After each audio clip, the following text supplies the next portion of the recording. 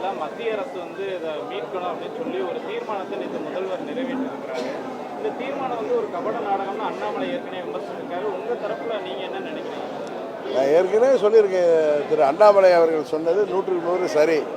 நேற்று கூட போடியில் என்னுடைய ஊடக நண்பர்களை சந்திக்கிறப்ப அது ஒரு கண் துடைப்பு தான். ஏன்னா அவர்கள் என்ன செய்திருக்கணும், அவர்களும் காங்கிரஸ்காரர்களும் நாங்கள் 74 செய்தது மாபெரும் வரலாற்று தவறு, அதற்கு மன்னிப்பு கோருகிறோம் என்று அந்த தீர்மானத்தில் அவர்கள் உறுதியாக அதை சொல்லிவிட்டு அந்த தீர்மானத்தை நிறைவேற்றியிருந்தார்கள் என்றால் அவர்களை நாம் உண்மையாக அவர்கள் மீனவர்களுக்காக தமிழ்நாட்டு மக்களுக்காக அவர்கள் அந்த தீர்மானத்தை நிறைவேற்றுறாங்க என்று ஏற்றுக்கொள்வோம். ஆனால் அவர்கள் நான் ஆட்சிக்கு 4 ஆண்டுகளாக தேர்தல் வாக்குறுதியிலேயே முதலமைச்சர் ஸ்டாலின் அவர்கள் சொன்னதை இப்போ அடுத்த ஆண்டு தேர்தல் வர்றதுனால இன்றைக்கு ஒரு கண் துடைப்பாக கபட நாடகமாக அந்த தீர்மானத்தை நிறைவேற்றியிருக்கிறார்கள்.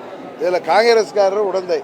ஏன்னா இது இந்திரா காந்தி அம்மா ஆட்சியில் இருந்தப்ப கச்சத்தீவை இலங்கைக்கு தாரை வார்த்த அந்த மாபெரும் தவறை செய்த பொழுது அன்றைக்கு ஆட்சி பொறுப்பில் இருந்த கருணாநிதி அவர்கள் அவர் மீது வழக்குகள் வந்துவிடக்கூடாது என்பதற்காக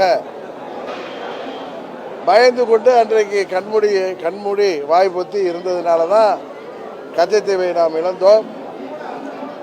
இன்றைக்கு நமது மீனவ சொந்தங்கள் அவர்கள் ஜீவாதார உரிமையாகிய மீன் பிடிப்பதற்கு கூட கஷ்டப்பட்டு அவர்களை ஏதோ கொலைக்காரர்கள் தீவிரவாதிகள் போன்று இலங்கை அரசாங்கம் நடத்தி வருவது, அவர்களை கைது செய்வது கொடுமையாக நடந்து வருகிறது. அதை மத்திய அரசாங்கம் ஒவ்வொரு முறையும் அதை தலையிட்டு அவர்களை விடுதலை செய்கின்ற கட்டாயத்திற்கு ஆளாவதற்கு காரணமே 74 தொலைநோக்கு பார்வை இல்லாமல் அந்த கச்சத்தீவை தாரை வார்த்தது தான். அதற்கு அப்பொழுது முதல்வராக இருந்த கருணாநிதி அவர்களும் காங்கிரஸ் கட்சியும் காரணம் என்பதைத்தான் அவர் கபட நாடகங்கிறார்.